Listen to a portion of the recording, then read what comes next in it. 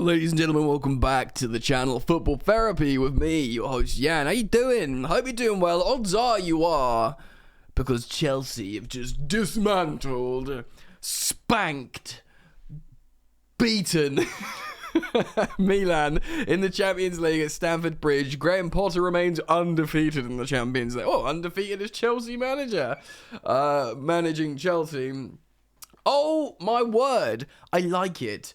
Yes, before we get into it, they were missing a couple of defenders and their first team goalkeeper, AC Milan that is, in Mike Mignon. But Chelsea were ruddy wicked, and we're going to talk about that today. Thank you for joining me. We're going to talk about performances, tactics, statistics, how the game went down. But the truth is, hold on. Well, get him up. Put him up. Mismatch, motherfucker. Yeah, sorry, I shouldn't swear, really. I apologise to all the Utes out there listening. Look, man, absolutely brilliant. Thank you for joining me. Please do drop a like and subscribe to this channel if you're yet to do so. If you do choose to subscribe and you want to do that, feel free to hit that sweet, sweet bell, baby. Right then, Chelsea playing in the Champions League at Stamford Bridge against Pioli's AC Milan. Of course, the narrative was riddled of the homecoming of both Fikayo Tomori and Olivier Giroud. Chelsea opted for the back three formation, which is interesting, and my predicted lineup wasn't too wrong. I got a couple of things wrong, but I thought, Koulibaly would come in. I thought we'd keep the same strike partnership, etc. Well, I got a couple wrong, but I'm going to take you through it now, and then we'll talk about how the game went, and then I'll talk to you about performances and whatnot. In goal is seemingly new first choice Chelsea goalkeeper in Kepa Arrizabalaga. Remember him, Edouard Mendy is no longer injured. He is a fit goalkeeper, but that's not stopped new Chelsea manager Graham Potter from selecting Kepa Arrizabalaga over him in a must-win game. Remember, prior to this game, we had 1 point out of 2 games, and, the 2 easier games. So this was a must-win, and this shows you how much... I don't want to blow my own horn, ladies and gentlemen. I'm not inclined to do that. Make your own innuendo references there. But I did say before Potter was fully appointed, had his first game, made his debut, I said Kepa could become a first choice goalkeeper. I did it in my winners and losers video. Go back and watch it, and it's seemingly come to pass. We went with a back three, so 3-4-2-1. The back three consisted of the magnificent, the timeless, the majestic, the proper Chelsea Titan, the cult hero. Okay, Thiago Silva in the middle. Flanked by Wesley Fofana, who sadly came off with an injury, but he walked off, which is positive. Of course, scored the opener as well. And Koulibaly, who started this game with loads of fouls, and I thought, brother, are you trying to get sent off again for Chelsea? What is happening here?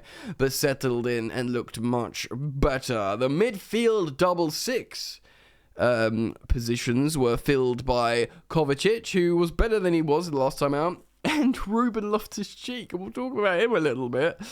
Ben Chilwell at the left wing-back position, which is interesting because I thought Cucurella would come in, but no, Chilwell keeps his place, plays very well, and the best footballer in the world played at right wing-back, the man who is just the best. I should think of better ways to describe Reece James, goal and assist, of course, or Loftus-Cheek on assist. Front three consisted of Raheem Sterling, who bagged himself an assist for Reece James later on. Aubameyang up front, who didn't do that much, but scored a nice finish. And mate, we have got a striker who scores goals, and I don't know how to deal with that emotionally. I am not prepared. I need to bed myself in and condition myself appropriately, because what do you do with a striker that scores goals? I've not been prepared for this.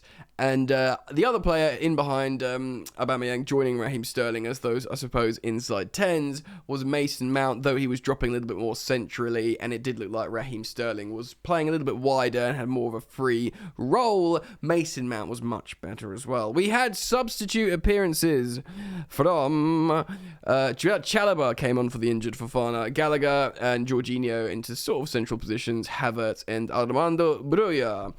And yeah, bro, they played a 4-2-3-1, of course, with Tomori and Kalulu at the back. Sergino Dest, I didn't even know he was at Milan. We were being linked with him loads from Barcelona, but I'm kind of pleased we didn't get him. They had the Tatarantsu in goal, which is their second choice goalkeeper. They've got a very strong midfield of Tonali and Benacer. And of course, they got good forwards as well.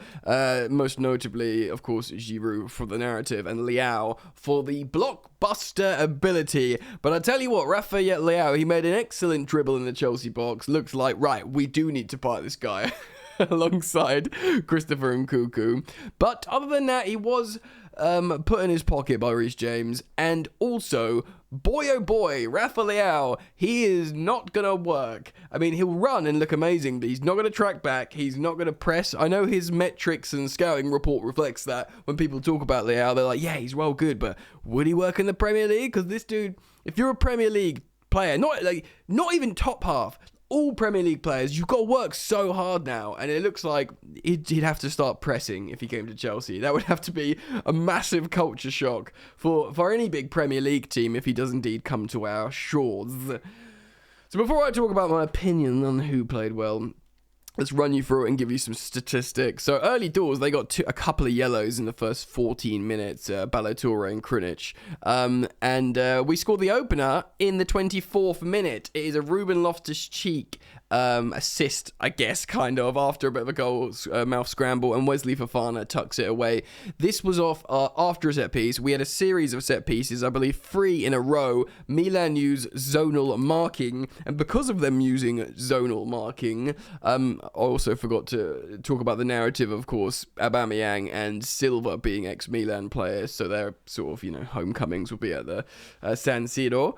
But, Thiago Silva won everything in the air, mate. This guy's just... I don't understand why he's so good still at the highest level, because he really is. He's incredible, Thiago Silva. He was winning. I know, granted, not their first choice defenders, and zonal marking equals happy fun time for Thiago Silva at home, but he was winning absolutely everything. Literally, 3 corners in a row, it was on his head. In his own box as well, he was superb. Wesley Fofana scrambles it away.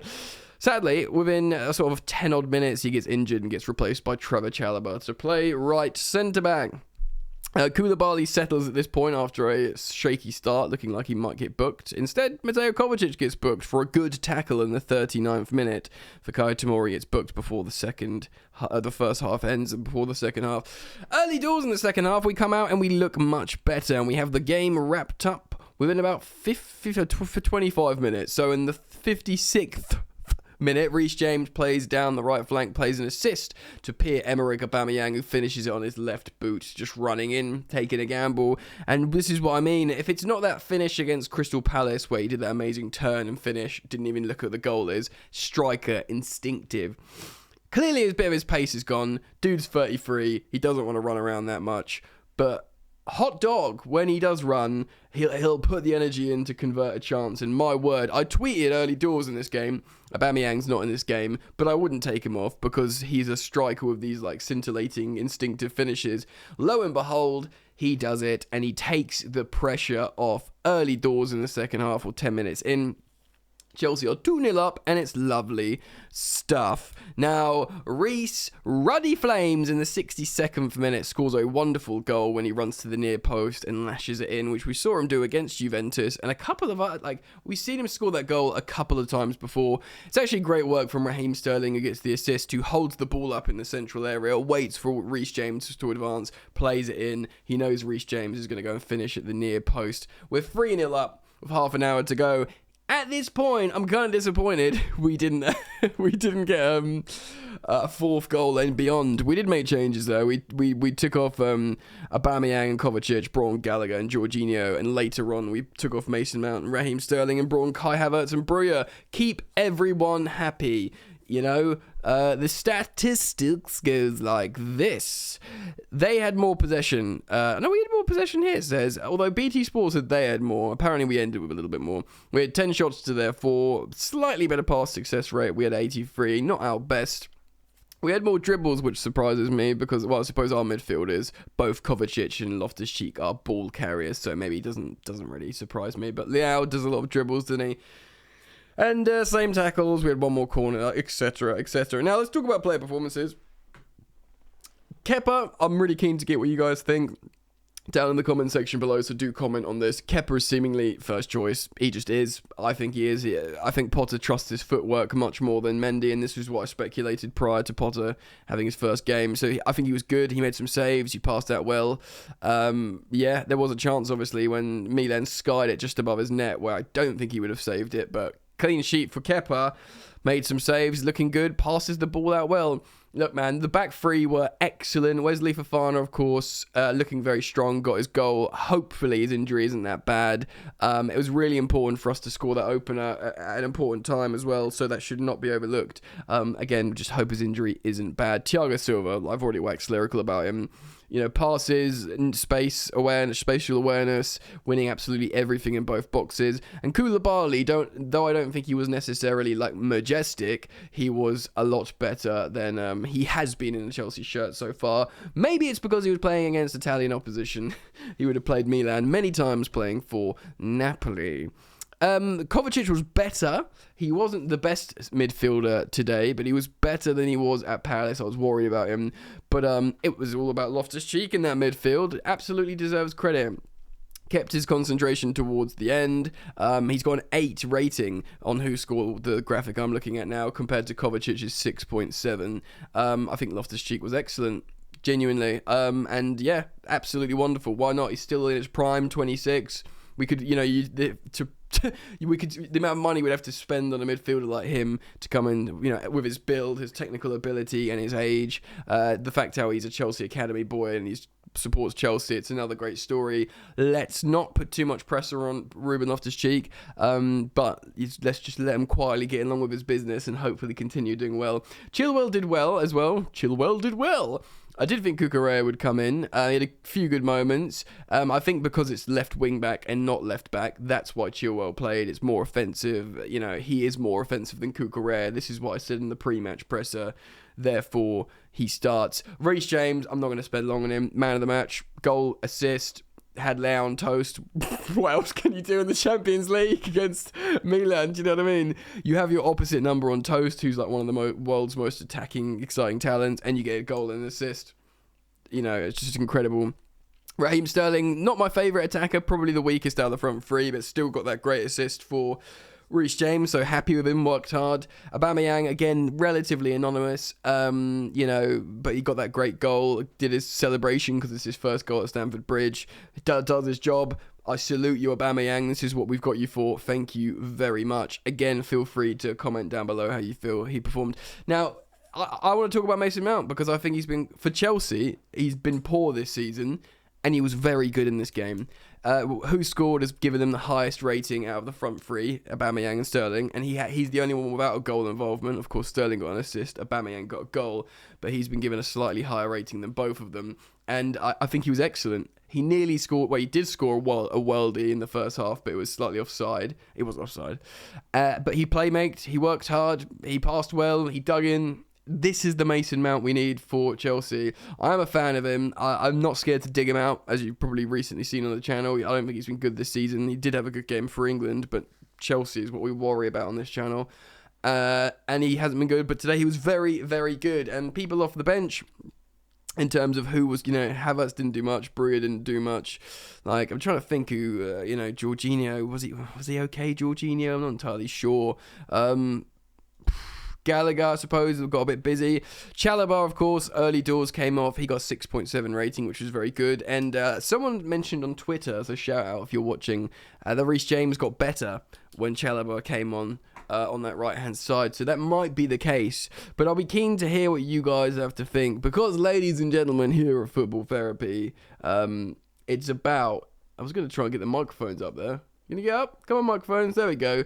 It's about the community. So comment down below how you feel this game went. I'm gassed, mate. I'm actually buzzing on it. What a performance. Not perfect against a weakened Milan, but I feel good. Drop a like. Subscribe if you're new. Keep it locked to Football Therapy. And I look forward to seeing you, mate, very, very soon. Peace.